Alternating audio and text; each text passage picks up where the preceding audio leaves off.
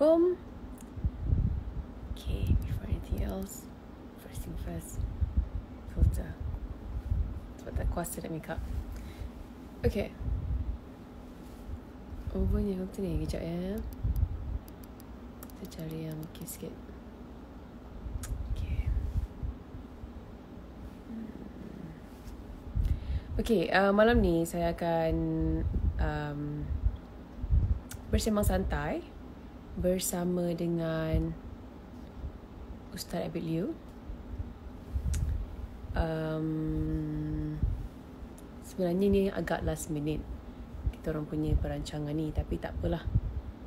Mungkin dapat memberi manfaat dan juga inspirasi kepada semua. Kan kita pun nak cuba sebarkan benda-benda yang positif, kongsi benda-benda yang best. Okay. Off dulu phone. Off pula. Silent. Okay.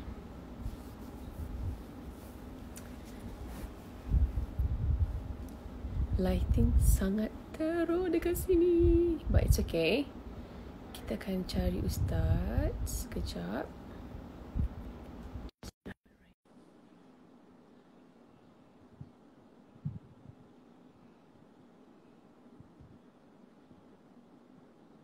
Assalamualaikum Ustaz.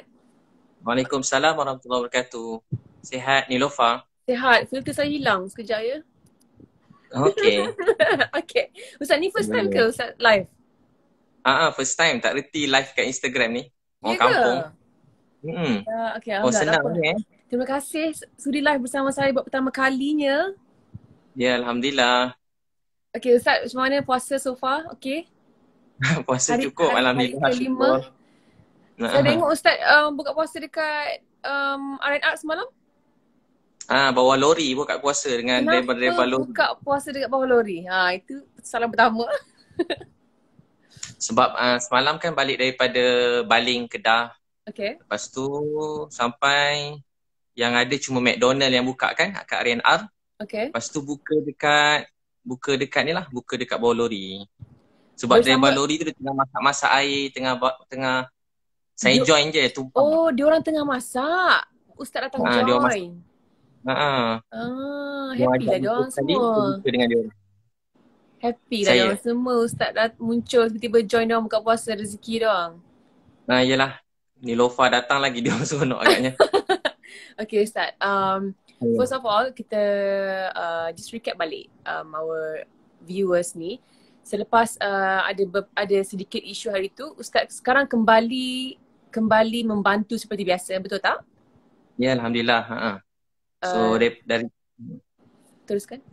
Daripada hari tu adalah sikit-sikit ujian kan, tapi rasa sangat bahagia, seronok sebab akhirnya apa yang kita buat ni kita seronok. Contoh yang bila pergi ada beberapa tempat sampai-sampai nak masuk dalam tu tak boleh, kereta saya tak lepas, naik kereta Hilux kawan. Sampai kat dalam tu tengok ada, tak sangka kan ada orang tinggal dalam kemah kecil. Lepas tu bukan kemah kecil, macam pondok, macam kemah pun ada anak-anak kecil. Saya terus teringat anak-anak saya kat rumah, baik-baik, anak tu comel-comel, cantik. Bila tengok rasa macam sayu, sedih. Yang ni dekat Baling. Dekat Baling. Diorang pun bila saya tanya adik berapa lama dah duduk sini, diorang dah duduk setahun. Bila dengar setahun, saya kata setahun duduk macam ni, saya kerja berlawan dengan nyamuk. Nyamuk boleh tahan banyak. Ya ke? Tak nampak dalam kamera. Nyamuk banyak. Dia kata malam-malam hidupkan obat nyamuk. Lepas tu tengok baju-baju dia lipat, tapi lah dalam kemah kan. Dia buat tandas macam zaman-zaman dulu. Macam saya pernah masuk pedalaman, dia cuma gali-gali sikit. Dia bawa air letak dalam bekas, dia angkat sikit ada gali. Bila saya tengok tu, tapi adik-adik tu baik-baik, sabar, rasa macam bila saya kata jom, saya sampai selalu saya tanya, jom pindah, kita cari rumah lain sewa. Biasa semua keluarga kalau kita cakap macam tu, dia macam tak percayalah. Dia bayangkan kalau sewa nanti kena bayar. So saya kata dia tak apa, saya tolong bayar insyaAllah sampai bila-bila selagi hidup ni saya bayar. Mana-mana rumah ada pun tak apa, berapa pun kita cari je rumah mana adik nak, kita pergi.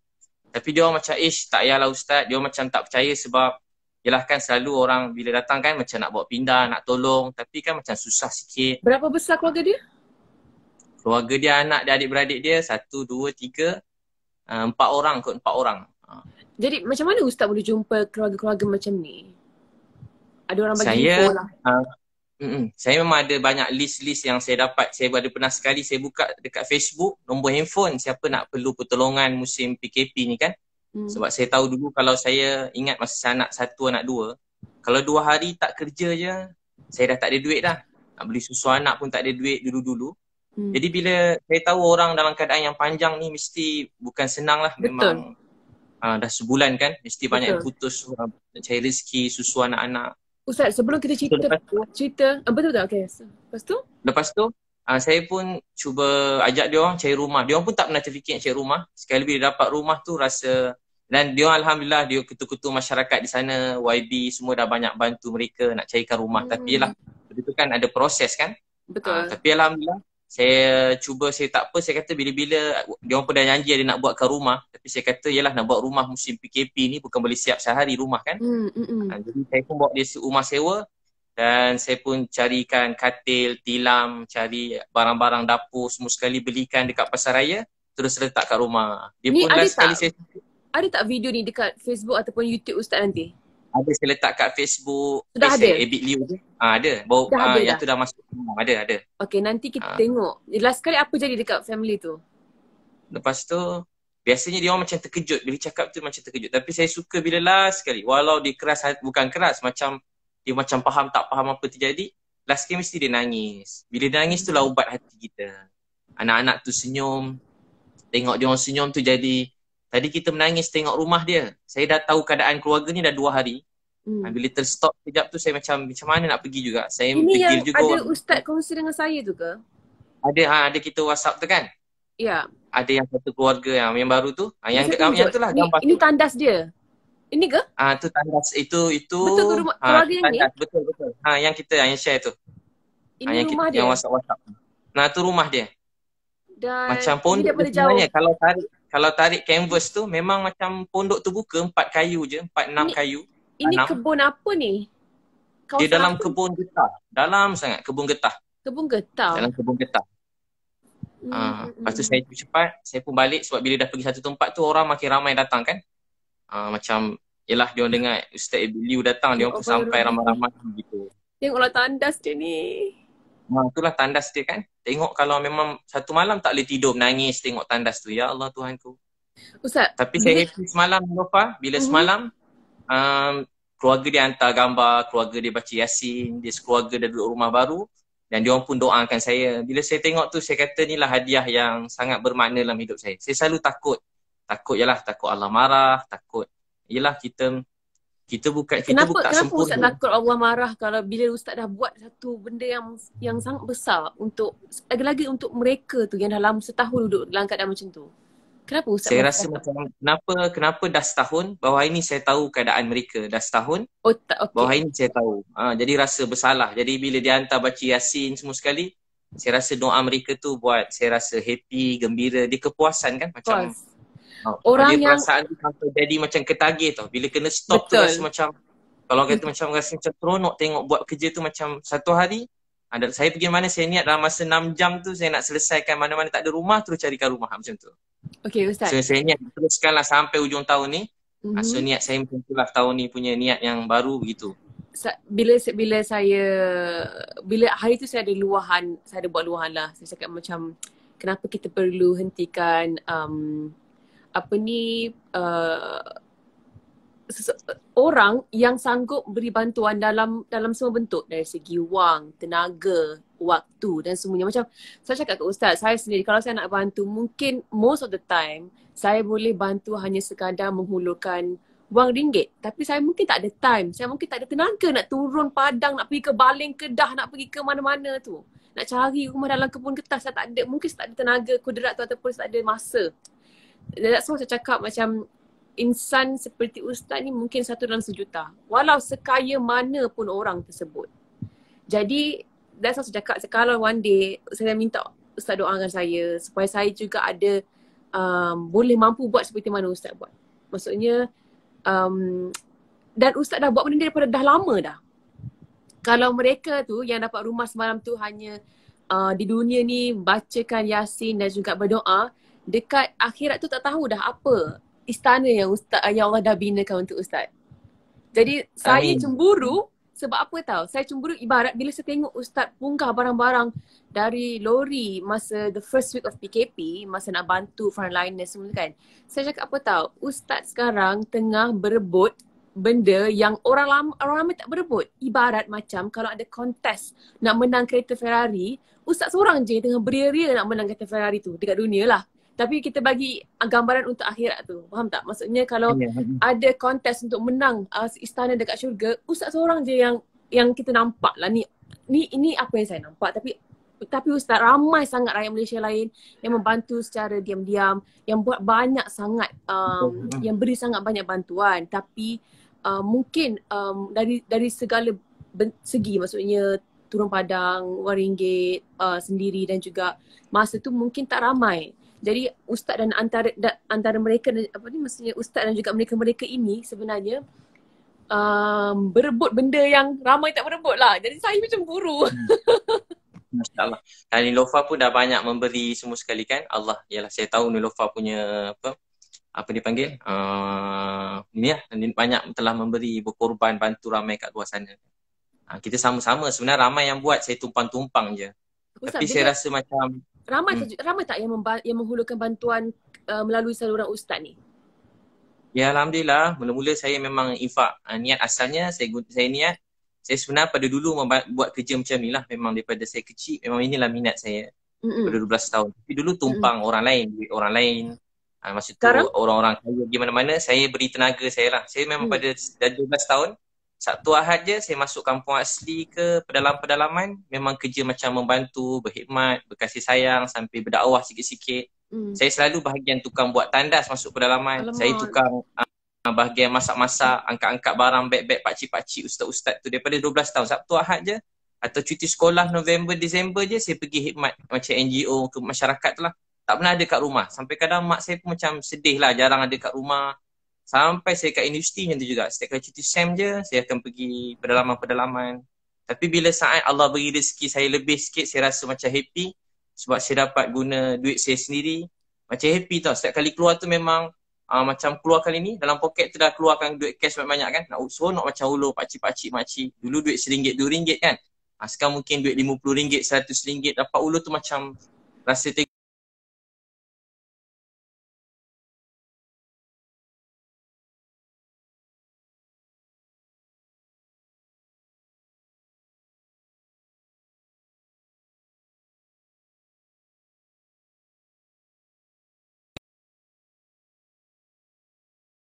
sekarang giliran kita untuk I'm back guys. Ustaz, okay. Ada. saya nak pilih balik filter saya. Mak saya kata dulu kita susah, ada orang sayang kita. Sekarang giliran kita untuk sayang orang lain. Dulu nak beli spek mata mak, tak ada duit. Lama tunggu nak ada duit. Sampai besar jugalah nak spek mata mak pecah. Mak tak pernah pakai mask, teringin nak pakaikan, nak belikan mak mask. Tapi tak ada duit. Pergi kedai makan, keluar balik. Saya ingat sampai sekarang, saya niat satu hari nak tolong mak saya. Tapi hari rezeki saya lebih, hari tu mak saya dah terbaring kat katil hospital. Dah tak sedar. Saya pun rasa sedih, rasa macam terjatuh kat bawah bila mak meninggal, tepi katil ICU. Rasa macam tak boleh nak bangun. Sebab saya kerja kuat-kuat untuk mak saya. Saya cari rezeki nak tolong mak, tapi hari ada duit, mak saya dah tak ada. Sebab tu sampai sekarang bila saya buat tolong-tolong siapa-siapa. Apa perasaan tu Ustaz? Sebab saya sekarang kan, macam alhamdulillah saya masih lagi ada mak kan. Tapi of course, cita-cita saya tu nak bagi banyak kepada mak saya, kepada ayah saya, kepada nenek saya kan. Banyak benda saya nak bagi. Tapi mungkin dengan keadaan saya sekarang, saya masih bekerja semua, saya tak boleh bagi lagi dengan apa yang saya nak bagi sebenarnya. Tapi kalau satu hari saya tak ada peluang nak kasih apa yang saya nak kasih sebenarnya kepada mak ayah saya tak tahu apa rasa tu. Jadi apa rasa tu sebenarnya? Saya rasa masa tu memang macam tak nak bangun. Tapi sampai sekarang kalau saya dapat macam hadiah ke, rezeki saya tiba-tiba dapat ke, dapat apa-apa anugerah ke daripada dulu, dapat apa-apa macam rezeki lah, apa-apa yang mengejutkan, saya selalu rasa ni mesti doa mak saya. Saya pun nangis. Family saya ada grup family. Bila macam tiba-tiba macam ada apa-apa lah yang meletup sikit rezeki, bukan rancangan meletup kan, dapat apa-apa rezeki je, Tiba-tiba mesti adik-beradik kata ini kalau mak nampak mesti mak happy. Kerana abang saya letak gambar spek mata saya belikan tu mak tapi tak sempat pakai. Dia letak gambar spek tu. Saya rasa macam mak saya tengah tengok saya niat Allah beri pahala buat mak saya. Macam itulah selalu saya niat. Ustaz, tu macam kalau saya berdoa kan, saya selalu doa, saya kata, ya Allah Tuhanku, jadikanlah aku seorang yang hartawan dan dermawan. Bukan hartawan sahaja, hartawan dan dermawan. Supaya aku boleh menginfakkan harta-harta aku ke jalan yang engkau redai, yang engkau suka. Dan harta-harta yang rezeki yang diberkati, supaya rezeki itu kita boleh buat ke jalan Allah dan boleh, maksudnya untuk akhirat kita nanti. Tapi macam mana pula untuk kita berdoa supaya kita ni jadi seorang yang, saya pernah tanya soalan ni kepada Ustaz Dusuki. Macam mana, apa amalan Ustaz ataupun doa-doa secret Ustaz untuk Ustaz sentiasa konsisten menjadi seorang yang dermawan, yang seronok berderma, membantu dan menggunakan rezeki-rezeki yang Allah kasih ni kebanyakannya ke jalan-jalan Allah ni. Sebab susah kita nak bentuk hati kita ni untuk kita gunakan rezeki kita ni. Boleh kata kalau suku pun mungkin susah untuk gunakan hati kita ni kepada orang lain dan juga ke jalan Allah tu. Macam apa doa Ustaz? Saya daripada 12 tahun, cita-cita saya doa, ya Allah, jadikan saya ni matahari kebaikan buat manusia. Orang melihat saya, beri dia kebaikan, bahagia. Orang mendengar percakapan saya doa pada kecil, beri dia bahagia, gembira. Dulu saya sesat, sedih, susah, lapar, ada orang sayang saya. Tolonglah temu saya dengan orang lapar, orang sakit, orang susah. Orang-orang yang baik yang mereka tak minta-minta, temukan saya dengan mereka supaya saya dapat bantu mereka. Sebab tu kalau saya tengok orang, kadang-kadang orang cakap dia jahat ke, maaf, kadang orang kata, Ustaz kenapa tolong dia? Dia jahat, dia tak guna, maaf. Dia ni keluarga dia begini, kadang-kadang dia kata dia ni degil, kerja tak senonoh, isap dadah, macam-macam. Saya selalu cakap kalau betul dia isap dadah, kalau betul dia tak guna, kalau betul dia ni jahat, kalau betul dia begitu-begitu. Kalau betul lah. Tapi saya yang konon-kononnya ustaz, berceramah, berjanggut, hari-hari cakap agama, kebaikan. Kalau saya tak tolong dia, apa saya nak jawab depan Allah nanti? Saya selalu fikir, bukan soal dia hidup ni. Hidup ni sebenarnya soal kita. Apa yang kita beri dalam hidup. Tugas kita bukan nak nilai orang baik atau jahat. Tugas Nabi Muhammad bukan kata haram halal sahaja, tapi tugas Nabi bawa manusia tu daripada kesesatan kepada jalan petunjuk, daripada lalai kepada bahagia. Sebab tu dalam hadis kata satu orang tidur kenyang, jiran dia lapar. Nanti Allah tanya dia di akhirat. Kita kenyang, jiran lapar. Kita tidur kenyang, ada jiran kita lapar. Maksudnya kita kena ambil tahu keadaan sekeliling ke macam mana? Allah tanya kita ke akhirat. Kita kena ambil tahu semua hal orang lain. Untuk dari segi lapar, dari segi susah macam mana kita nak ambil tahu? Kalau kita contoh kalau ada orang lapar, dia kata dengan kita, dia lalu kat kita, Nilofa saya lapar, contoh adik-adik tu. Nilofa pun ulur duit kat dia. Tapi ada orang kata, jangan bagi duit kat dia sebab dia mungkin tipu. Kalau dia minta duit untuk benda-benda yang entah apa-apa, kita tak tahu bayar hutang ke apa, kita tak bagi boleh. Tapi kalau dia kata dia lapar, kita tak bagi, kita berdosa. Bab-bab lain mungkin tak semua benda kita boleh tolong semua orang kan. Kita pun tak macam-macam orang hari ni. Tapi kalau dia kata lapar, kita paling kurang kalau tak percaya dia, kita panggil. Mari sini adik, mari kakak belanja, makan. Adik makan je apa adik nak makan, kakak bayarkan. So, kita jangan biar satu orang pun dalam dunia ni lapar. Sebab tu Sayyidina Umar pernah menangis walaupun satu ekor, walaupun kucing, anjing yang lapar, itu pun kita ditanya nanti. Walau kucing, anjing, ini kan pula manusia. Ini kan pula manusia, nampak dia kita bayar. Walaupun maaf kucing kurap lah, kucing badan dah terbakar, buruk, kita tengok pembeli. Tapi saya takut kucing. Apa lagi kalau anjing? Saya takut juga. Saya seram-seram juga tengok kucing, tapi bagi-bagi larilah kan. Okay. Bagi. Suruh membantu bagi. Nampak je kucing datang dekat, suruh membantu bawa lari kucing tu bagi makan. Tapi maksudnya tak kisah kalau binatang, jiran ataupun maksudnya kalau kita tahu dia dalam keadaan lapar, kita harus membantu. Seboleh-bolehnya. Kalau kita berkemampuan, kita mesti bagi. Terutama makan, minum, tempat tidur, benda asas, benda basic dalam hidup ni. Sampai ada orang tak ada tempat tidur. Macam ni, tidur dalam hutan, jauh pada sumber air, jauh pada elektrik. Tinggal macam kita tengok, ya Allah ada orang tinggal macam ni lagi. Kita kena tanya. Setahun adik tu duduk dalam kemah tu, setiap orang yang tahu keadaan dia semua ditanya oleh Allah di akhirat nanti. Jadi kita kena tanya dengan Allah. Walaupun dia susah, dia lapar, kita kena tanya. Sebab tu kena kesian dia. Macam yang sebelum tu kan ada kan orang dalam tempat macam sampah. Kalau Nilofa dia tengok sebelum tu. Saya tengok. Dia tinggal. Yang ada Jadi pakcik terbaring tu ke? pakcik terbaring kan. Walaupun tempat tu kotor, ada orang cakap begitu begini kan. Tapi soalnya bukan dia. Soal dia dengan Allah. Tapi soal kita yang melihat. Jangan salahkan orang lain. Ada orang pula salahkan orang, salahkan kerajaan, salahkan ni. Kita jangan salahkan kerajaan ke. Dia orang dah berusaha, dia dah beri yang terbaik, dia dah cuba. Hidup ni kalau kita menyalahkan orang, hidup ni masalah tak selesai. Jangan pernah dalam hati niat nak salahkan siapa-siapa. Salahkan diri kita. Dunia ni tak boleh berubah kalau kita menyalahkan orang lain. Untuk jadi bantu orang bukan mesti kena jadi orang besar, bukan kena jadi orang kaya. Walau kita ada orang kaya ni apa sebenarnya? Dia ada satu roti, dia 2 beradik daripada kecil, adik dia lapar, dikerat separuh bagi ke adik dia. Dia ada hati yang kaya. Orang ni satu hari Allah beri dia kaya lagi banyak, dia lagi nak share dengan orang lain. Kaya tu dekat hati. Kaya tu dekat hati. Walau kita ada semua kan, macam saya masa hari tu duit banyak. Tapi hari tu mak dah tak ada. Rasa macam duit banyak ni pun dah tak ada harga sangat. Jadi apa yang buat duit tu ada harga? Bila kita boleh bantu mak kita, kita bantu ayah kita bantu adik kita boleh bantu jiran, boleh bagi budak-budak tepi jalan makan, miskin. Bila kita menangis tengok orang susah, tu orang yang ada hati perasaan. Tapi Allah beritahu apa? Ada orang penipu dalam agama. Ara'aital ladzi yukadzibu bid-din, fadzalikal ladzi yad'ul yatim. Siapa penipu dalam agama? Dia tak suka tengok orang miskin, anak yatim. Bahkan dia tak suka nak tolong orang miskin, anak yatim. Bahkan dia tak suka tengok orang tolong orang miskin, anak yatim. Dia geli tengok orang miskin, anak yatim. I wonder who, Ustaz. Nabi nak kita bersih. Nabi bersih, wangi, sempurna.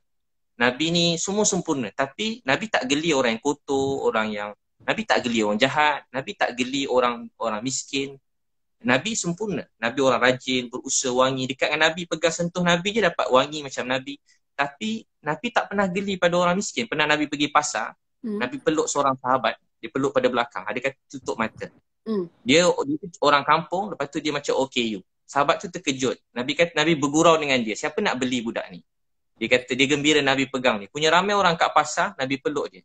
Nabi sayang kat dia. Nabi kata kamu tak terkenal di dunia, tapi kamu sangat disayangi oleh Allah. Jadi melihat manusia ni dengan rasa sayang, melihat manusia dengan rasa cinta, rasa sayang. Dan bila kita melalui hidup dengan rasa sayang, cinta, Allah sayang kita. Barang siapa tak mengasihi, dia tak dikasihi. Tengok orang miskin rasa sayang, tu tanda Allah letakkan rasa sayang tu dalam hati kita. Tu tanda sedang disayangi oleh Allah. Tengok mak tiba-tiba rasa sayang, tu tanda Allah sayang kita. Tengok adik-beradik kita rasa sayang sangat, tu tanda Allah sayang kita. Tengok orang miskin, anak yatim rasa sayang, tu tanda Allah sayang kita. Macam mana kita nak bagi ada perasaan tu? Ustaz minta doa pun pula. Banyak minta doa, banyak minta tips doa ni. Jadi malam-malam kita sebut nama-nama mereka. Doa ni mendekatkan hati. Mendekatkan hati. Sebut nama? Nabi pesan orang muhajirin ada 2 perkara. Ringkas hadis dia. Pertama, Nabi sebut hargai kebaikan orang walaupun kecil. Walaupun dia buat tu kecil, ingat baik dia. Macam mana? Contoh Ustaz? Ingat baik. Contoh mak tengah marah. Mak kita tengah marah, kita jangan dengar marahnya dia. Mana ada anak suka dengar mak dia bebel-bebel. Tapi kita ingat, oh dia lahirkan saya, dia dulu susah payah untuk saya. Apa yang dia cakap yang lain tu kita rasa tak nak dengar sangat, kita abang. Ingat dia lahirkan kita. So pertama, ingat kebaikan dia walaupun kecil. Hargai orang. Ada orang mungkin musim macam ni, dia duduk rumah kan. Macam Nilofa, artis-artis, ustaz-ustaz banyak buat live. Hargai mereka sekarang berkongsi ilmu, hargai baik dia. Dan jangan banding-bandingkan dengan siapa-siapa. Ada orang sekarang mungkin keluarkan duit belanja untuk bantu orang lain. Dia pun sangat mulia. Ada orang macam Dr. Noh Hisham ke, dia hari-hari kena buat pagi, petang, malam sidang media hari-hari kan. Bukan dapat duit pun hari-hari kena buat sidang media, kena tanya macam-macam soalan, salah jawab boleh jadi macam-macam. Jadi kita hargai orang berkorban dia, hargai nurse. Bagus musim PKP ni, orang duduk rumah, orang jadi hargai semua orang. Orang kesian kat doktor, nurse, MA, orang kesian kat polis, orang kesian kat tentera. Ustaz, tapi balik kepada malam tadi. Maksudnya malam-malam kita sebut nama mereka ni semua. Kedua, satu terima kasih. Kedua, sebut nama dia dalam doa. Contoh. Dalam doa. Contoh ada sahabat Nabi, dia tampal kat dinding. Nama-nama orang yang dia nak doakan. Contoh malam kita doa, ya Allah, saya sayang isteri saya sayang anak-anak saya. Sebut nama mak kita siapa, ayah kita. Ya Allah, saya sayang dia, sayangi dia. Ya Allah, tadi saya jumpa satu keluarga miskin, kesian. Ya Allah, saya sayang kat dia. Anak dia kecil-kecil, ya Allah, rahmatilah dia. Ya Allah, adik saya, dia ada anak. Sebut nama satu-satu. Aiman, Umairah, Afikah. Sebut nama satu. Boleh ingat muka dia. Sebut doakan orang lain. Bila kita doakan orang, hati kita jadi dekat. Rasa sayang. Jadi bila kita doakan mereka, sebut nama, hargai, dan Allah akan campakkan rasa sayang dalam hati. rasa sayang dia kepada kita dan kita kepada dia. Rasa sayang ikhlas. Contoh daripada kecil kan, daripada kecil contoh, saya kalau tengok TV ustaz saya ajar, tengok pemain bola, walaupun luar negara. Doa, ya Allah dia baik, dia main bola, kita terhibur tengok dia main bola. Ya Allah mudahkan hidup dia, beri dia kebaikan, beri dia hidayah. Saya pada kecil contoh, tak kecil jugalah. Tengok Siti Nurhaliza contoh dulu kan.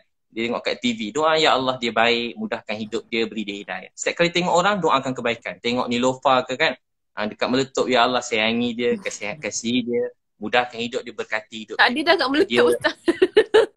Tak meletup dah. Sekarang banyak program lain mencurah-curah rezeki.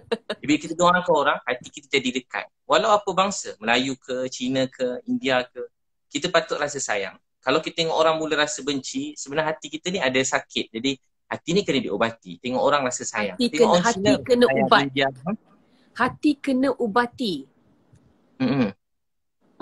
Maksudnya salah satu cara untuk ubati hati adalah dengan mendoakan mereka-mereka, orang terdekat, orang yang kita kenal, orang yang kita jumpa malam-malam sebelum tidur. Dan apa lagi cara kita mengubati hati kita ni, Ustaz? Kita kena banyak khidmat, buat kerja-kerja yang macam orang, tolong orang. Yang berkhidmat. Dulu ada Imam Ghazali, dia khidmat dekat Masjidil Haram, Masjid Nabawi. Dia basuh tandas senyap-senyap je, tak ada orang pun kenal dia. Malam-malam basuh tandas, cuci hati kan. Walaupun cuci tandas sebenarnya cuci hati. Kerja-kerja yang kecil-kecil ni boleh cuci hati. Cuci pinggan, kena rajin bulan Ramadan ni. Kena walaupun benda kecil-kecil, dia buang ego kita, selipar kita angkat sendiri. Kan bila kita dah bukan kadang rezeki dah muncul curah ni, kadang kita kerja yang kecil-kecil ni kita dah tak nak buat. Tapi kerja kecil-kecil ni dia buat kita bersih hati. Pinggan basuh sendiri, baju kan kadang basuh sendiri. Dia buat cuci hati kita sendiri. Kalau tak kita jadi macam kadang Swiss kat sebelah je, panggil anak dekat jauh-jauh, nak hidupkan Swiss kat sebelah je. Contohnya, dia selalu memberi, so akan datang rahmat yang mencurah-curah. Zaman Nabi pernah sekali berlaku dia dapat hadiah macam kepala kambing, tak tahu makan macam mana kepala kambing, sedaplah agaknya. Letak lepas tu dia dapat mungkinlah dia dapat hadiah tu, dia bagi jiran sebelah. Lepas tu jiran tu kata jiran sebelah lagi perlu, dia bagi jiran sebelah. Sampai 7 kali pusing, last kali dapat kat rumah yang mula-mula tadi, Abdullah ibn Umar, sampai kat rumahnya. Semua orang rasa orang lain lagi perlu, orang lain lagi perlu. Mereka sibuk menunaikan hak orang lain. Ada seorang sahabat tengah perang, dia dah nak syahid dah.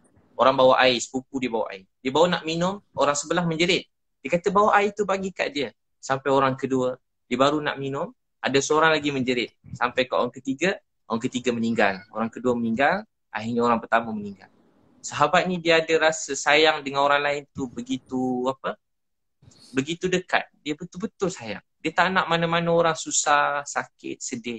Dia ada perasaan kekeluargaan. Perasaan ni yang sekarang mulai hilang. Dan semenjak COVID-19 ni, perasaan ni mula datang. Saya sendiri pun makin kuat perasaan tu. Sebab mula-mula terjadi kan, banyak menimpa orang yang saya kenal juga yang kena COVID-19 ni. Banyak ustaz-ustaz saya dulu-dulu kecil-kecil. Ada yang terkena, ada yang kat luar negara. Kawan-kawan saya walaupun dia macam-macam, ada yang kat ICU. Lepas tu saya dengar ada doktor-doktor, jururawat yang kawan-kawan saya juga yang saya kenal, mereka ditimpa COVID-19 ni, positif COVID-19. Ramai lepas seorang-seorang. Saya jadi semenjak malam pertama kedua tu saya rasa sedih sangat. Saya selalu cakap kat orang, di sebalik ujian ni ada rahmat. Di sebalik ujian ada rahmat. Saya selalu beritahu ke orang, saudaraku dekat kertas saya bagi hadiah, saudaraku bersabarlah, di sebalik ujian ada rahmat. Tapi sampai waktu tu saya tak terfikir apa rahmat sebalik yang terjadi.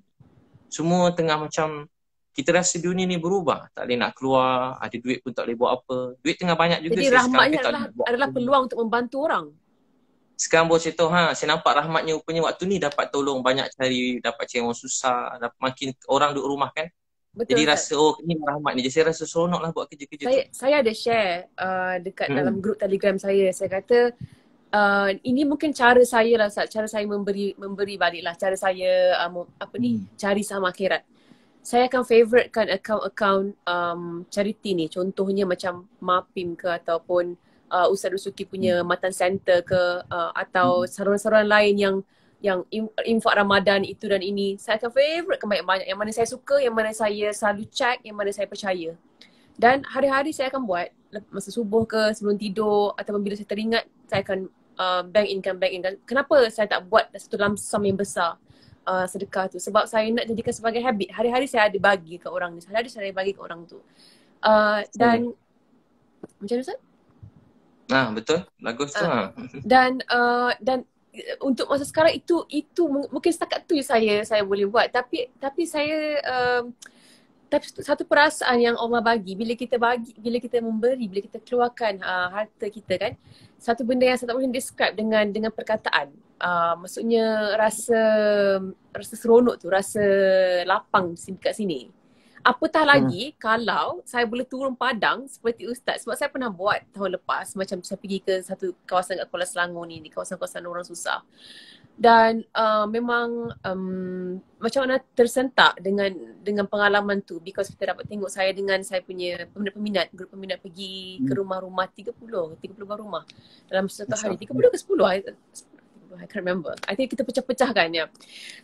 Tapi saya rasa untuk saya buat balik seperti itu mungkin agak sukar dengan jadual yang saya ada hari-hari kan. Tapi saya nak, sebab saya rasa selepas balik tu benda tu macam bagi saya satu nafas baru for quite a long time. Satu masa, untuk satu ketika tu saya rasa macam saling kulit macam tu lah.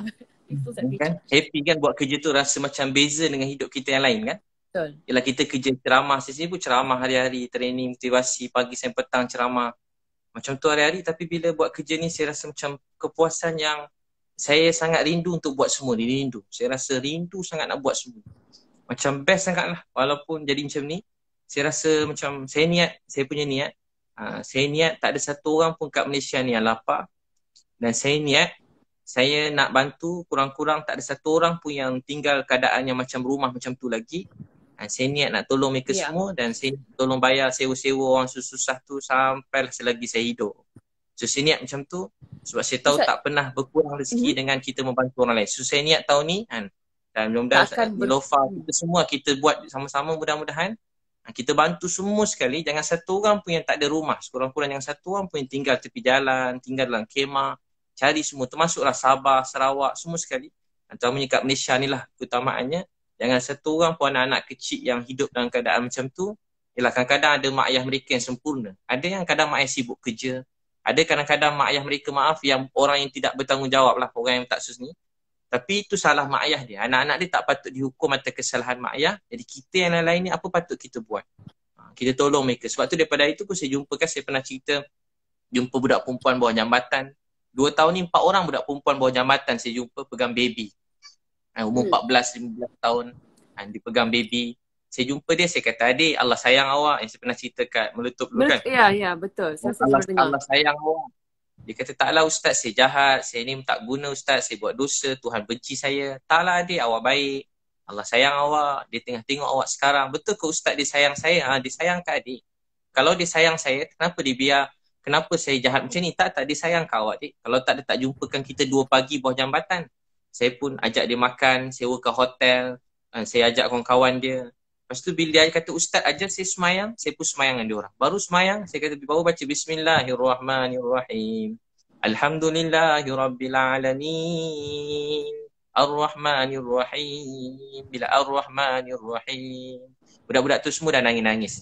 Assalamualaikum warahmatullahi. Assalamualaikum warahmatullahi. Ustaz, jadi imam subuh lagi, boleh jadi imam kita orang lagi. Alhamdulillah budak-budak tu kan ada tempat tinggal, rumah, baik-baik semua sekali. Ustaz masih kontak dengan dia orang? Mana pun dia cuma anak yang baik. Cuma anak yang sangat rindukan nasihat yang baik. Dia cuma rindu kasih sayang. Bukan anak-anak jahat, tak pernah jumpa orang jahat. Dia macam sedih. Dia setakat berdakwah ni, saya tak jumpa orang jahat.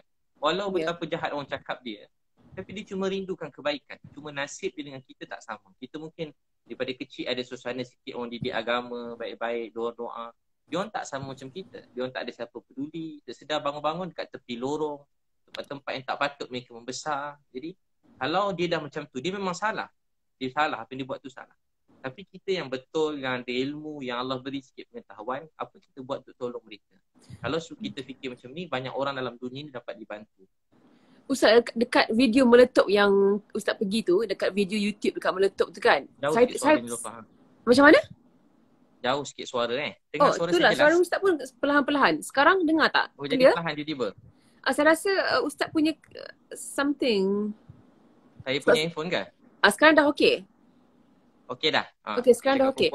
Dengar.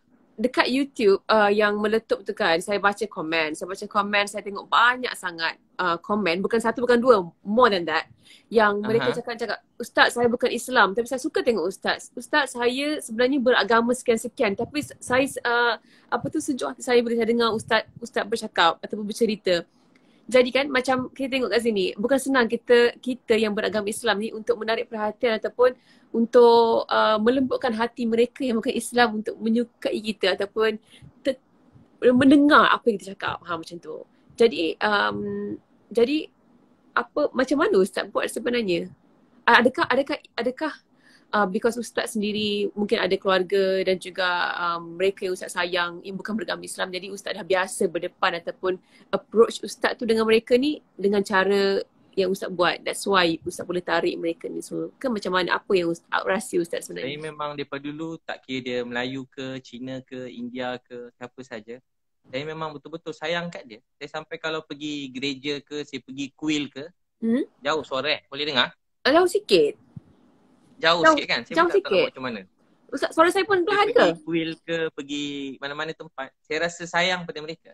Rasa sayang. Dan saya pun doa, ya Allah saya sayang dia, berilah dia hidayah, kebaikan. Saya doa begitu. Dalam keadaan yang sama saya hormat apa yang mereka percaya, tapi saya percaya apa yang saya percaya. Dan kalau mereka tanya saya kongsikan. Sebab tu sebelum daripada PKP itu, biasa memang ramai masuk Islam. 2 minggu ada 10 orang masuk Islam, 2 minggu ada 10 orang masuk Islam. Tak berhenti orang masuk Islam, tanya pasal Islam begitu. Macam mana? Sebab nak menukar agama seseorang tu bukan senang. Tapi Ustaz buat dengan mudah and for dah lama. Mungkin juga Ustaz. Mungkin dia orang rindu kasih sayang. Manusia ni kan cuma rindu kasih sayang. Dia tengok perkara yang baik-baik. Kadang hati rasa tak tenang, bahagia. Dia nak tahu apa tenang, apa bahagia. Sebab tu dakwah ni dua. Satu bil lisan, satu bil hal, keadaan. Dakwah bil hal. Jadi Facebook, Instagram macam kita buat sekarang ni dakwah bil hal. Supaya manusia tengok dia rasa macam sayu, sedih, dia rasa ingin dia rasa tenang. Dia tengok kita tu rasa tenang. Sebab kita buat perkara yang baik-baik, kita rindukan kebaikan. So begitu. Doakan Nilofa, kita bantu ramai-ramai orang. InsyaAllah, amin ya Rabbal Alamin. Ustaz, dan tahun ni tak ada satu orang pun kat Malaysia ni yang lapar. Amin ya Rabbal Alamin. Niat dapat pahala dah. Walaupun belum dapat buat, mungkin tak tahu macam mana. Dengan satu orang pun tak ada tempat tidur, tak ada tempat tinggal. Dengan satu orang pun budak-budak tidur bawah jambatan lagi. Kita tolong mereka semua sebab ini tugas tanggungjawab kita semua dan kita kena doakan semua orang tanpa mengira bangsa, agama. Kita tolong semua manusia dalam dunia ni. Ustaz, macam minta maaf lah saya nak cakap ni. I just want to be realistic lah kan about this. Bila ada orang yang ingin ataupun orang-orang yang kurang apa cakap macam kurang happy atau kurang seronok bila tengok apa yang Ustaz buat. Macam mana Ustaz memaafkan dia? Macam saya sendiri kalau saya marah ataupun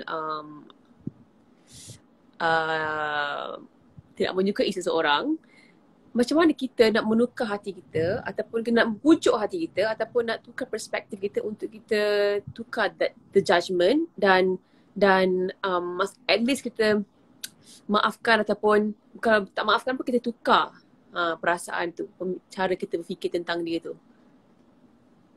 Saya kalau paling sedih sekali Nilofa, kalau daripada dulu dalam berdakwah ni ada waktu macam sedih sangat.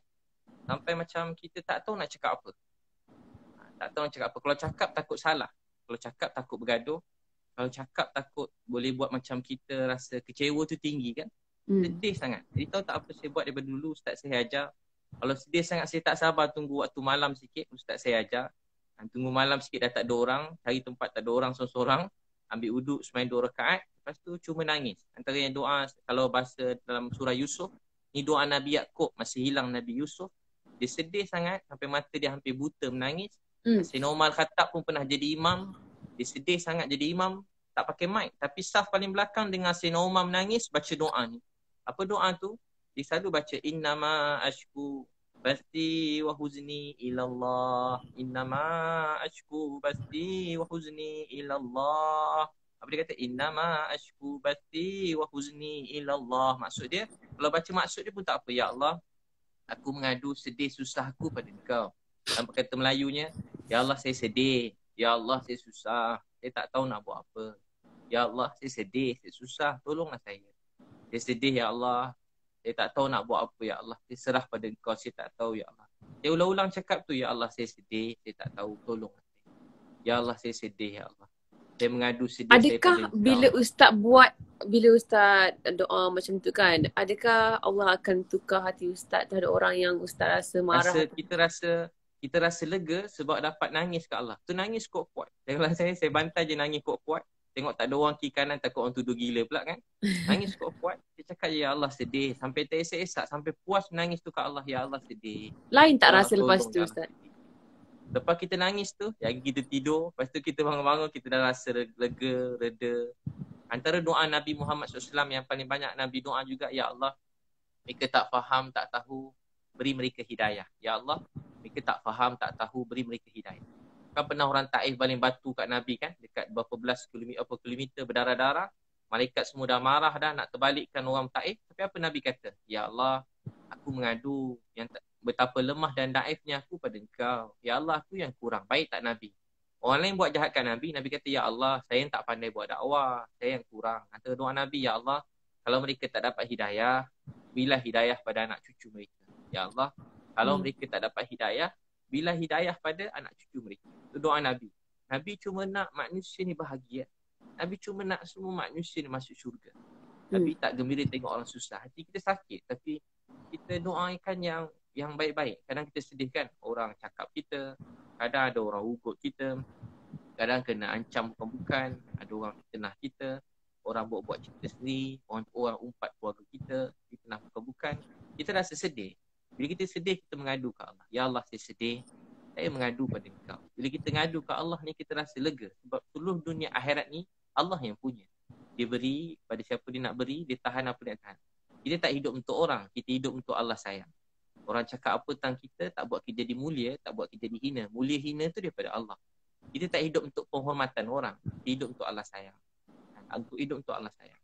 Dia tak, apa orang cakap, dia tak beri kesan kat kita. Saya selalu cakap macam tu. Dia pun tak pernah bagi sesuap nasi kat kita. Kenapa kita nak terlalu sedih dengan orang cakap tentang kita? Yang uruskan hidup kita, yang jaga kita daripada dulu sampai sekarang, Allah. Orang memang tak berhenti bercakap. Kadang-kadang dia suka kita, kadang dia marah kita. Tapi kita hidup untuk Allah sayang. Allah sayang. Penting kita sentiasa perbaiki niat hati kita. Kita ulang-ulang juga baca doa Nabi Yunus AS. La ilaha illa anta subhanaka inni kuntu minaz zalimin. Ya, tiada Tuhan melainkan Kau ya Allah. Maksudnya, tiada yang boleh bagi sedih, gembira melainkan Kau. Maha suci Kau. Aku orang yang zalim. Ulang-ulang ya Allah. Saya tak peduli apa orang cakap tentang saya cuma nak Kau sayang saya. Nabi kan bila kembali batu kat Taif, antara doa Nabi tahu apa dia? Ya Allah, pada siapa Engkau letakkan aku? Orang Taif ni baling batu kat aku, buat jahat kat aku. Orang Mekah pula nak bunuh aku. Pada siapa Engkau letakkan aku ya Allah? Pada siapa? Aku tak peduli. Pada siapa Engkau letakkan aku? Serahkan aku ni pada siapa? Orang Taif baling batu dekat aku. Orang Mekah pula buat jahat kat aku. Tapi Nabi kata apa? Ya Allah, aku cuma takutkan kemurkaan Kau. Janganlah marah pada aku. Aku tak kisah apa orang cakap kat aku.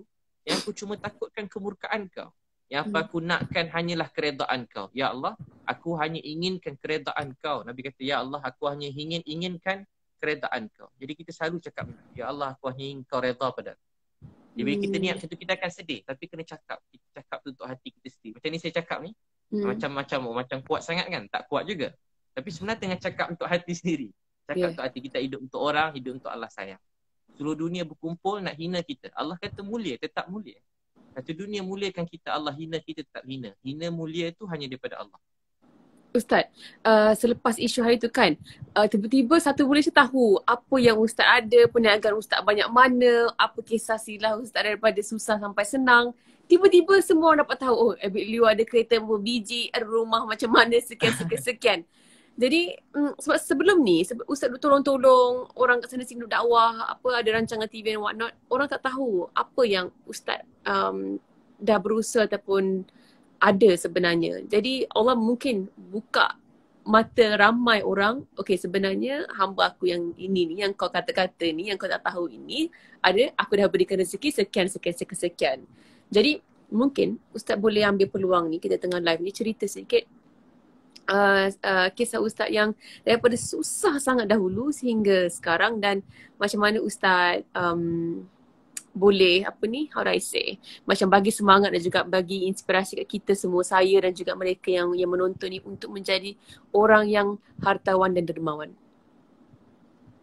Daripada kecil bila saya masih tingkatan 1, pernah ada 7 orang kawan saya masuk Islam. Bila kawan saya masuk Islam, dia perlu memang kerja berdakwah je semangat kan. Jadi saya masih ingat lagi, saya setiap kali ada satu jubah susah. Jubah saya tu saya sarung kat orang lain. Saya pakai baju pagoda je pergi surau. Mak saya marah, kau ni balik-balik surau je dah tak ada baju. Tinggal baju singlet dalam je. Baju singlet gitu. Jadi jubah bagi kat orang. Lepas tu pas saya bagi kat orang jubah, nanti tak lama diorang hadiahkan saya jubah lain. Ya ke? Dulu ada orang Pakistan jual kain tu, dia bagi hadiah jubah yang kurta terbelah tu, dia bagi saya jubah tu, kurta tu kan. Apa, gamis baju yang terbelah Pakistan. Saya ingat setiap kali saya hadiah jubah ke orang, mesti diorang bagi hadiah jubah balik kat saya. Berapa kali tu? Banyak kali ke Ustaz? Banyak kali? Daripada kecil selalu mak saya marah saya. Kau ni habis semua. Apa-apa baju awak dapat lagi, orang bagi kau bagi kat orang. Kau pun dah tak ada baju dah. Saya pada dulu macam tu. Memang saya pula kalau susah daripada kecil tak pernah cerita ke orang, senyap je. Duduk bilik. Kawan-kawan makan kat asrama, saya tak ada duit. Saya nangis. Ya Allah, saya teringin nak makan macam dia orang. Tapi tak ada duit. Ya Allah, tolonglah saya. Saya malam sampai sekarang. Ustaz, ulang balik. Tadi tersekat sekejap.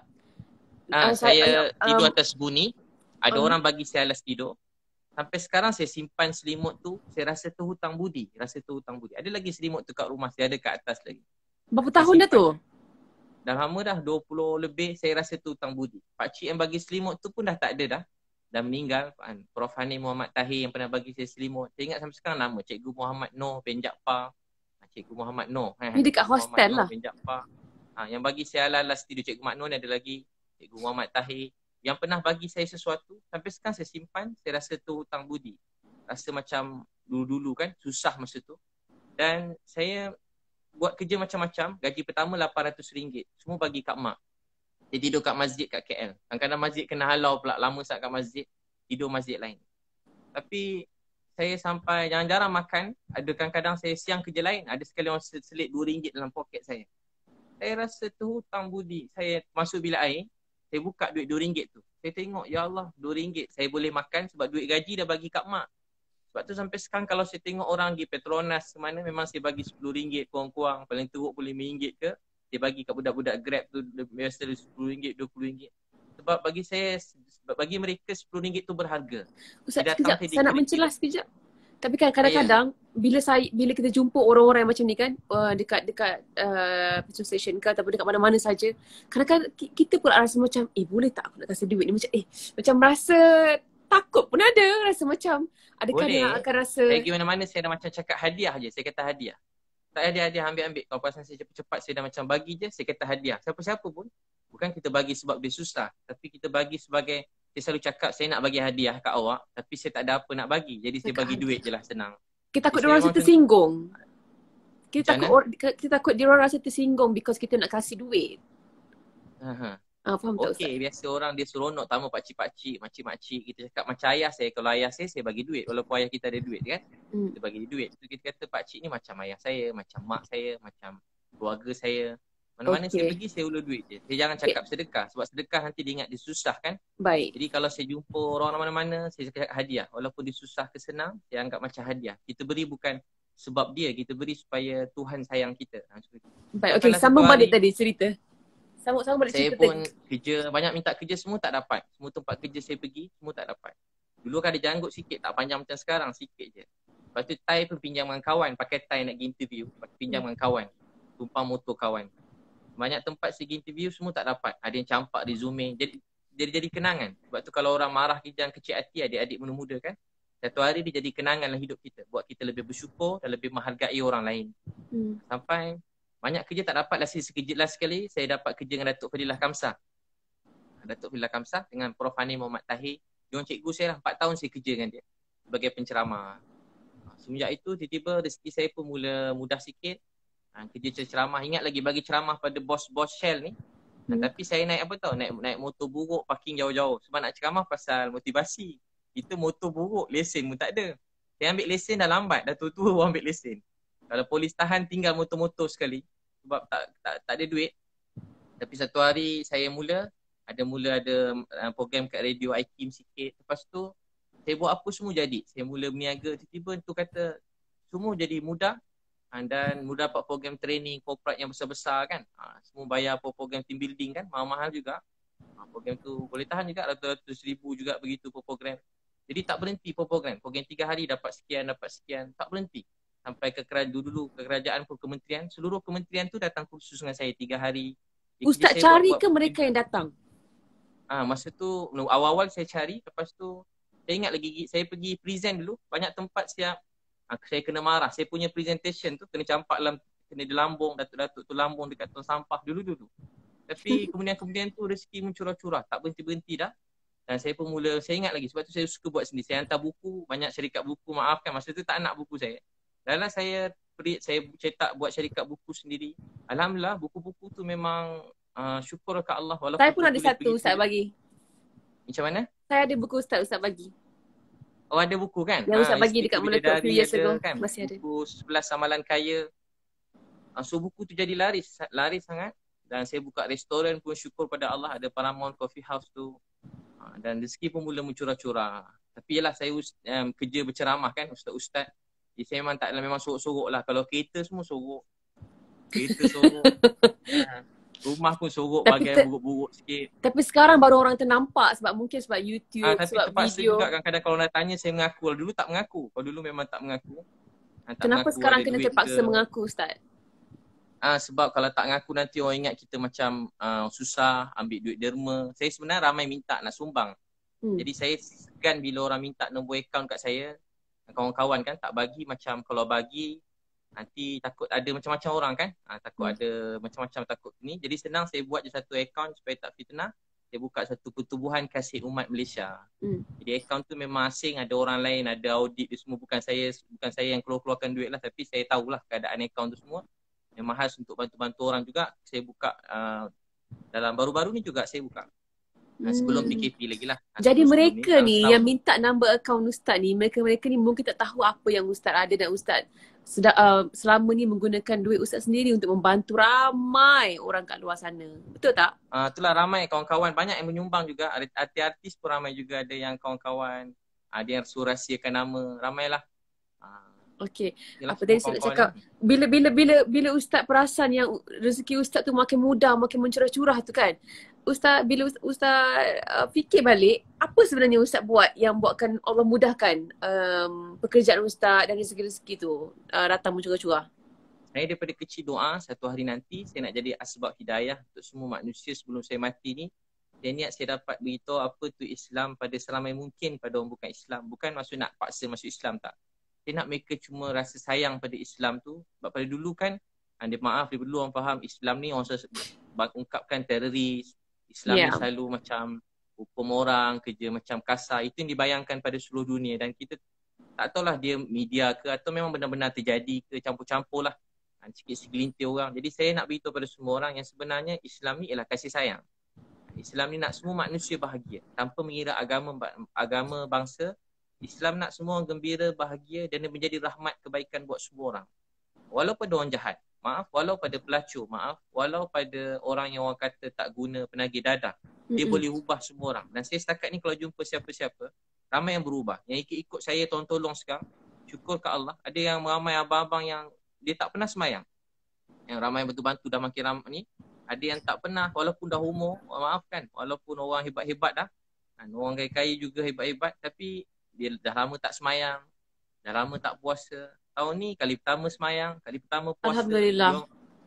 Saya tak paksa pun, dia ikut tiba dia rasa dapat, ramai begitu. Jadi macam rasa terharu, rasa bahagia. Tu saya buat macam tu lah. Saya buat program keluarga sunnah, memang ramai. 7,000 orang datang. Nanti jemput datang ni lepas InsyaAllah. InsyaAllah. 7,000 orang, Ustaz, baru 7,000 orang datang. Khusus sehari seminar. Satu event 7,000 orang? Satu event 7,000 orang. Itu pun dah berapa dah tu? Apa ramai yang nak bercerai, tak jadi bercerai. Macam mana? Itu pun dah berapa dah Ustaz dapat kumpul daripada satu event? Dan duit tu juga yang Ustaz dapat bantu mereka ramai bagi rumah, sewa rumah. Tu kata orang kadang ingat macam sewa dewan murah kan. Dah tentu kalau saya buat event, saya buat macam konsert juga. Pentas macam konsert. Kurang-kurang 200,000 juga persiapan apa tu. Lampu-lampu. Lighting and all that, 200,000. Orang kadang bayangkan sewa dewan 10,000. Ya, Macam Dewan ratus-ratus Kahwin ribu zaman for dulu sure, kan. ya. Tak ada, bukan. Dewan sekarang paling kurang harga harga 120,000. Kalau Dewan Maib yang besar sekarang jadi tempat PKP ni, Ya. COVID punya ni. Jadi Dewan semua sekali. Tapi memang banyak lah dapat. Kalau bayangkan kalau, begitulah. Kalau 7,000 orang, seorang RM100 kan. Jadi dah 700,000 kan. Betul. Dah RM700,000. Yelah. Satu hari punya program. Alhamdulillah. Murah rezeki, murah bukanlah rezeki macam ceramah. Kalau ingat saya buat kerja ceramah kat masjid, kuliah-kuliah. Fokus saya bukan begitu. Itu tambahan je lah. Keutamaan itu kalau orang nak sangat saya pergi. Tapi keutamaannya pada program training, motivasi. Semoga lebih ramai anak-anak Melayu ataupun rakyat Malaysia, anak-anak Islam lain dekat di Malaysia ni yang akan menjadi orang kaya raya dan juga orang yang dermawan dan yang boleh membantu ramai yang lain. Ustaz tahu tak, kalau tadi Ustaz punya doa Nilofa apa orang paling kaya juga ni dalam Malaysia kan? Masya Allah, saya masih lagi bekerja Ustaz untuk jutawan yang kaya ni membantu saya sampai luar negara semua sekali. Tahniah Ustaz, cakap pasal luar negara dan juga saya sebenarnya kan Ustaz, saya 5 tahun lepas masa saya pertama kali pergi ke New York, masa tu pertama kali saya nak keluar, saya sampai daripada airport sampai dekat rumah, dekat apartment saya sewa for 1 month, 1 bulan saya sewa. Saya takut nak keluar sebab masa tu tengah teruk tentang teroris, masa tu tengah ada isu orang tengah tembak-tembak orang Islam and all that, sampai dekat masjid, dia pergi tembak kat masjid di New York sendiri masa pada ketika itu 5 tahun lepas. Dan saya sampai seorang diri di New York, dan masa tu saya nak keluar dekat New York City Center sendiri, saya takut macam mana orang nak macam manakah tanggapan mereka ni terhadap saya, perempuan yang bertudung sorang-sorang jalan dekat New York. I was really scared, sangat-sangat takut. Bayang berdebar lah Ustaz, tapi saya kuatkan hati saya, cakap you know what, Allah akan jaga aku. Tapi kalau betul lah aku kena attack ke kenapa ke, dan kita redha lah. Dan saya kuatkan hati saya jalan, tapi surprisingly pada hari yang sama, ramai orang kat sana kan, they're very open minded. Ramai ni orang yang bukan Islam, orang yang berkulit hitam, orang Mat Salleh yang tegur saya yang macam, oh you look so beautiful, yang tegur, and then dia orang pandang tudung tu bukan sebagai simbol macam nak cakap, macam mungkin satu fashion ke ataupun berlainan dengan mereka yang lain ke.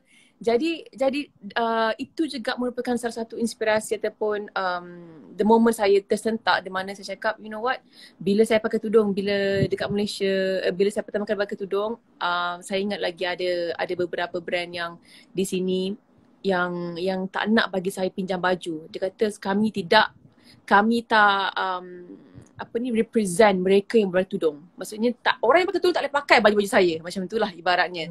Jadi disebabkan tu saya menggunakan pentas fashion ini untuk berjihad ataupun berdakwah. Saya cakap, aku nak meletakkan orang Islam yang menutup aurat, yang pakai tudung di pentas antarabangsa. So aku nak pergi ke event-event yang di mana semua orang yang tak bertudung, aku ada kat situ bertudung.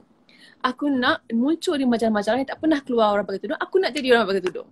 Sebab aku nak tunjuk yang orang Islam mampu juga berada setaraf dengan mereka yang bukan Islam. Ada banyak orang Islam yang dah muncul dan dah pergi ke tempat tu, tapi mungkin mereka tak bertudung. Tapi ni merupakan simbol orang Islam perempuan kan, untuk orang wanita.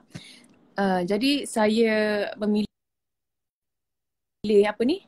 cara inilah sebenarnya, tapi saya tak pernah bercerita ni secara terang-terang kepada ramai orang, sebab saya tak nak cerita kongsi selagi saya tak capai apa yang saya nak. Tapi mana kita tengah bercerita pasal ini, saya nak Ustaz doakan saya supaya. Tapi tahniah Nilofa, tahniah. Sebab memang hadis Nabi SAW kan, bang siapa bekerja kuat untuk bantu orang miskin, anak yatim, dia sedang berjihad. Saya selalu tanya kat anak-anak, siapa nak berjaya? Semua angkat tangan. Siapa nak kaya? Kalau tanya sekolah, semua dah tak nak angkat tangan. Siapa nak jadi terkenal? Semua tak angkat tangan. Macam berdosa kalau terkenal. Siapa nak jadi hebat, semua dah tak nak. Sebenarnya saya selalu beritahu kat ceramah-ceramah anak muda, penting jadi kaya, penting jadi terkenal, penting jadi paling maju. Kalau boleh paling terkenal dalam dunia, paling kaya dalam dunia, paling jadi pemimpin yang paling hebat dalam dunia, supaya kita menjadi contoh untuk ramai manusia dalam dunia. Tapi bukan maksud kita hina orang lain. Nasib orang beza-beza. Tapi kalau ada kemampuan rezeki Allah, jadi yang paling terkenal, jadi yang paling kaya. Bukan nak bawa orang kepada kita. Kita nak bawa orang kepada Tuhan. Dan kita nak orang kenal Islam ni apa dia. Dan kita nak semua manusia bahagia. Tak semua orang diberi rezeki macam Niloufar jadi terkenal. Betul. Saya nak orang kenal Islam melalui saya. Betul. Jadi memang penting gunakan semua apa yang termasuklah media semua ni untuk manusia dekat dengan Allah SWT. Masa hidup kita ni suntuk singkat. Tapi apa sahaja yang kita ada, kita kerahkan gunakan untuk kebaikan. Jadi Niloufar sedang berjihad. Berjihad. Bukan senang nak pergi luar negara, nak bertudung kan. Bukan senang. Memang nampak cantik, nampak takut, best. seram, macam-macam ada pandangan orang kan. Betul. Saya bawa isteri kalau jalan-jalan, bukan kata masuk jadi apa. Masuk apa-apa yang Niloufar buat ni, hebat-hebat ni. Baru berjalan dekat mana-mana luar negara, bawa isteri pun saya dah, orang kan pergi ke airport kan. Saya pakai ni kan, Kurdah pula. Memang mana-mana kadang dia orang bebel-bebel. Kita faham pula dia bebel kadang. Mana-mana negara lah tak sebut. Dia tengok pun dia dah macam rimas jugalah kan. Ustaz, saya pernah kena banyak kali. Begini jadi orang hebat, tahniah. Supaya orang tengok, oh orang Islam ni, dia orang bukan benci. Sebab dia salah faham tentang Islam. Jadi siapa nak bagi dia orang faham? Kita. Rupa orang bertudung. Ubah pandangan mereka. Orang yang tutup aurat, bertudung, pakaian yang baik. Rupanya boleh menjadi contoh buat semua manusia dalam dunia. Betul. Saya selalu cakap, orang kata tak penting terkenal. Saya tanya adik-adik suka siapa contoh kan? Adik-adik suka orang, contoh anak-anak kita kan, anak yang muda-muda. Semua nak jadi macam orang Korea contohnya.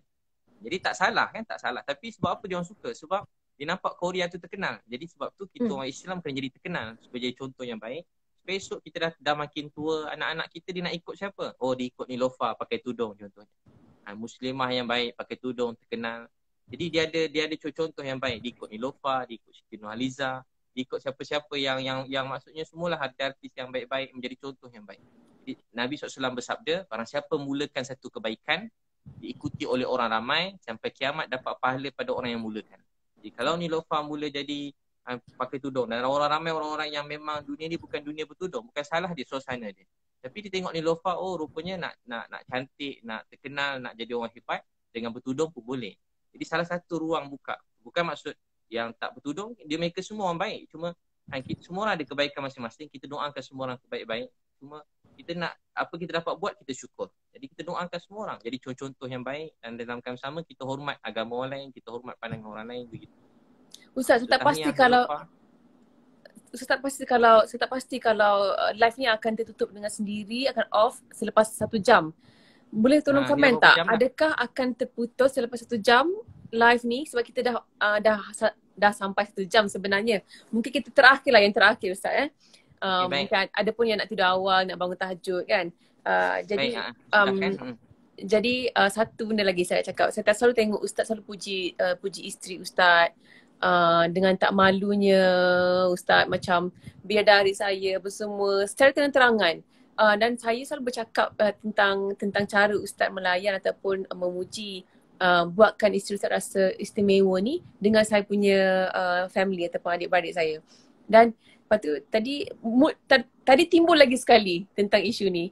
Bukan isu lah, macam perbualan ini kan. Jadi saya cakap macam ni lah sebenarnya yang kita patut orang lelaki Islam sepatutnya buat. Kalau perbezaan orang yang ada pegangan agama, orang lelaki yang ada pegangan agama, dia akan tahu bezakan macam mana nak appreciate kasih sayang untuk isteri tu. Jadi apa mungkin nasihat Ustaz kepada kemuncak agama ini ialah takwa. Kemuncak takwa akhlak, kemuncak akhlak berbuat baik terhadap isteri. Nak tahu seseorang tu baik atau tak, bagaimana dia bercakap dengan isteri dia, bagaimana dia melayan isteri dia, bagaimana dia berbuat baik terhadap isteri dia, itulah Islam. Ustaz saya dulu cakap, walau kita kat luar mungkin orang panggil kita ustaz, mulia, saya cakap diri saya lah, saya cakap tu untuk diri saya. Ceramah makin main. Tapi kalau macam mana saya cakap dengan isteri, kalau saya kasar, saya tak layan dengan baik, maknanya agama tu belum masuk dalam diri saya, dalam rumah tangga saya. Kemuncak agama seseorang bukan masa dia kat luar depan orang, dekat ceramah mana-mana. Bagaimana dia melayan keluarga dia.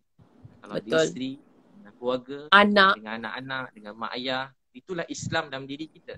Sebab tu Nabi bersabda, yang terbaik di kalangan kamu, nak tahu orang tu baik ke tidak, bagaimana dia, orang yang paling baik ialah orang paling baik terhadap isteri. Aku, Nabi SAW, ialah orang paling baik terhadap isteri. Jadi, bagaimana kita melayan isteri, itulah Islam dalam diri kita. Jadi orang selalu nampak kalau jadi orang Islam ni kena kasar ke isteri, Ada orang buat isteri macam hamba. Ada yang kat luar baik, masuk rumah disepak isteri, terbang bawah meja, terbang atas kat terbang, habis mengamuk jadi kasar. Asal dengan isteri je jawab telefon dah jadi kasar. Jadi sebenarnya bagaimana kita bercakap dengan isteri itu Islam. Bagaimana kita cakap dengan mak ayah kita itu Islam. Bagaimana kita cakap dengan anak-anak itulah Islam. Islam, pahala. Satu orang ayah peluk anak. Nabi kata kamu sayang anak ni ya Rasulullah. Ya. Nabi bersabda kamu peluk anak, rahmat Allah mencurah-curah pada kamu. Jadi bila kita sayang Bapa peluk keluarga, anak mencurah-curah rahmat ke atas bapa rahmat tu. mencurah. Bila tengah sedih ada masalah hidup, sempit, peluk anak. Peluk isteri, peluk suami, peluk mak ayah. Jadi rahmat Allah mencurah-curah. Tapi kalau tengah marah, kita marah lagi anak. Ramai orang kat luar, hidup dia kelang kabut. Dia fikir kenapa kelang kabut? Oh, rupa-rupa dia tak ingat masa sebelum ke rumah. Tadi dia maki anak dia. Dia maki isteri dia. Isteri pun tak boleh jawab sebab isteri dia lemah. Tak boleh jawab. Sebab tu doa yang dilihat oleh Allah, doa orang yang lemah. Selalu lemah ni isteri kat rumah. Isteri kuat mana pun, tapi kalau suami dia marah, dia jadi lemah juga. Termenung, dia sakit kepala dia, jadi teruk. Jadi, orang-orang yang macam ni nampak tak ada kuasa. Isteri, anak-anak kan macam tak ada kuasa nampak selalu dalam ni. Tapi orang macam ni kalau mereka berdoa sesuatu untuk suami, untuk keluarga, rezeki tu berkat. Sebab tu saya selalu sebut, orang yang sayang isteri dia, hormat isteri dia, jaga kepercayaan isteri dia jadi urus dengan baik, nanti Allah beri rezeki dia mencurah-curah. Sebab tu kalau suami nak sesuatu, isteri dia nak, jadi cepat dapat. Tapi kalau suami dia nak, isteri dia tak nak, biasa lambat sikit dapat. Jadi sebab apa? Sebab satu hati dalam keluarga. Sebab tu keluarga ni ialah kemuncak agama dalam diri kita. Bagaimana kita melayan keluarga, itulah Islam. Sebab tu waktu ni rezeki Allah, kita dapat banyak masa bersama keluarga kan. Jadi sebab tu kena tunjuk contoh yang baik. Saya memang saja, kalau orang tanya ustaz nak tunjuk, memang saya saja tunjuk. Sebab saya dengar Nabi bersabda, dapat jadi contoh yang baik sampai kiamat dapat pahala. Jadi saya memang saja tunjuk perkara yang baik-baik supaya orang tahu, oh tak salah rupanya kalau suami yang masak, tak salah kalau suami itu sapu rumah, tak jadi hina pun kalau kita pergi buang sampah. Dan takkan jadi hina kan kalau kita puji isteri kita. Tak jadi. Kadang orang anggap benda tu macam tak baik, tak patut. Sebenarnya itu agama dalam diri kita. Jadi mungkin kita sebab buat supaya Allah sayang kita. Sebab mungkin ustaz pemahaman ramai lelaki Malaysia lah kan di sini kan, isteri yang kena buat kerja-kerja rumah, suami keluar kerja. Jadi bila balik tu kebanyakan kerja tu di isteri yang tanggungjawab isteri macam tu. Kita punya pemahaman daripada kecil kat drama TV pun tunjuk benda sama. Mungkin atuk nenek ataupun mak ayah kita pun buat benda yang sama. Sebab itulah ramai salah faham. Oh, ini bukan kerja aku, ini kerja isteri aku tak boleh buat kerja ni kerja perempuan. Jadi sebenarnya kena sebuah keluarga kan, kita sibuk memberi kan. Saya cakap sebagai suami sibuk memberi, isteri pun sibuk memberi. Dan hidup kita untuk redha Allah. Yang penting kita dapat bawa isteri alarang kahwin biar sampai syurga. Pegang tangan isteri sampai masuk syurga. Dunia ni tak lama kan. Banyak orang-orang yang besar-besar, kaya-kaya, hebat-hebat pun dah tak ada dalam dunia. Atuk nenek kita dah tak ada. Mak saya dah tak ada. Orang saya sayang betul dekat saya. Saya pun sayang kat dia, tapi dia dah tak ada. Satu hari semua mesti pergi tinggalkan dunia ni. Tak ada orang yang kekal dalam dunia. Jadi apa yang berharga dalam dunia ini ialah bilik kasih sayang, kebaikan, cakap lemah lembut, kita mendoakan kebaikan, bangun malam menangis pada Allah, saling hormat menghormati, rasa sayang pada semua orang. Bila kita buat begitu, Tuhan sayang kita. Kita sayang pada semua orang. Pertama keluarga kita. Mulakan daripada rumah tangga, dengan jiran-jiran. Kita banyak mengalah. Tak jadi hina kita memaafkan. Riwayat Bukhari, ada orang masuk syurga. Sifat dia apa? Memaafkan. Sifat dia apa? Memaafkan orang lain. Dia ingat dia tak ada amal lain. Rupanya dia memaafkan orang. Itulah. Terima kasih Nilofa. Semoga Allah terima. Kita doa sama-sama. Mudah-mudahan Allah terima kita. Ya awal al-awwali. Baik. Terima kasih banyak-banyak Ustaz. Semua ini. Ya akhir al-akhirin. Ya zal quwwatil matin wa ya rahimal masakin. Ya arhamar rahimin. Ya Allah, Tuhan kami yang sangat sayang kami. Tak ada siapa yang pernah sayang kami seperti mana Engkau sayang. Ya Allah, ampunkan dosa-dosa kami, mak ayah kami, isteri kami, keluarga kami. Pandang kami kasih sayang belas rahmat ya Allah. Kami tahu ujian ni sebab Engkau sayang kami. Tolonglah ya Allah COVID-19 ni Kau angkatkanlah ya Allah. Kau hilangkan ya Allah. Kau sembuh sihatkan, kembalikan kami seperti hidup kami sedia kala ya Allah. Bantu orang miskin, anak yatim ya Allah. Ada orang lapar, susah kat luar sana. Kami makan kenyang, tidur lena, ada orang susah. Maafkanlah kami ya Allah. Kami tak tahu berapa baki masa kami yang tinggal. Gunakanlah sisa-sisa hidup kami, baki hidup kami untuk bantu sampai mungkin manusia dalam dunia. Ya Allah, satukah hati kami yang kasih sayang. Semua orang baik ya Allah. Maafkan kami yang tak baik. Maafkan kami. Orang baik-baik ya Allah. Satukah hati yang kami kasih sayang. Satukah hati kami seluruh rakyat Malaysia ni. Seluruh dunia ya Allah dengan kasih sayang. Ya Allah, Nabi Muhammad dah tak ada ya Allah. Kami rindu kat Nabi ya Allah. Ya Allah, Nabi Muhammad susah dah pergi, ya Allah. Ya Allah, kami rindu kat Nabi. Hari kami cerita pasal Nabi. Biar akhlak kami tak macam akhlak Nabi. Maafkanlah kami, jangan tolak kami. Ya Allah, maafkan kami. Cuma nak Engkau redha, sayang kami, bantu kami. Ya Allah, bantu orang miskin, anak yatim, ya Allah. Ya Allah, bantu orang miskin, anak yatim, ya Allah. Maafkanlah kami. Kami lemah, naif, kami mengadu pada Engkau. Ya Allah, tolonglah kami. Ya Allah, mudahkan berkat ke rezeki kami, beri kami kekayaan di sisi. Supaya kami dapat bantu saya mungkin manusia dalam dunia, jadikan matahari hidayah. Orang melihat kami dapat kebaikan Islam. Orang mendengar cakapan kami, lihat tingkah laku kami, beri mereka Islam. Wahai Allah, bantu kami, sungguh jangan tolak kami. Ya Allah, satukan hati kami kasih sayang. Mudahkan hidupkan berkat ke rezeki kami. Beri kami menjadi sumber matahari hidayah buat semua manusia dalam dunia sampai kiamat. Wahai Allah, rahmatilah kami. Yang sakit kau sembuhkan, yang sedih kau bahagiakan, ada masalah kau pemudahkan. Ya Allah, bantu kami semua, ya Allah. Bantulah kami, ya Allah, rahmati kami, hajat-hajat kami yang baik dunia akhirat kau kabulkan. Ya Rasulullah, alhamdulillah.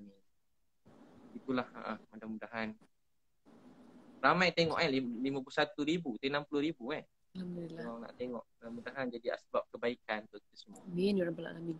Terima kasih banyak Ustaz. Terima kasih banyak. Semoga live yang pertama Ustaz ni dapat memberi manfaat dan inspirasi kepada banyak orang, insya-Allah. Amin. Mudah-mudahan kan. Mudah-mudahan jadi asbab kebaikan hidayah. Terima kasih sekali lagi saya cakap. Bila di video-video Ustaz yang membantu orang tu membuka mata hati saya dan juga mata saya untuk ada satu cita-cita baru. Cita-cita baru iaitu menjadi seorang yang dapat membantu seperti Ustaz. Mudah-mudahan kita sama-sama ni Lofa, pakat-pakat kawan-kawan yang lain, ustaz-ustaz yang lain, artis yang lain, kita bantu seramai mungkin kan. Mana tahu kita orang ya biasa-biasa, tapi mudah-mudahan sebab doa-doa orang miskin, doa-doa anak yatim, doa orang susah-susah ni, anak-anak kecil yang terbiar. Mudah-mudahan sebab doa mereka kita dapat sesuatu di akhirat nanti, mudah-mudahan. Amin. Lupa pun teruskan semua kebaikan, kebajikan semua sekali. InsyaAllah. Ustaz doakan saya ya. Amin. Jumpa lagi. Terima kasih Ustaz. Selamat berpuasa. Maafkanlah tak pandai. Okay, bye.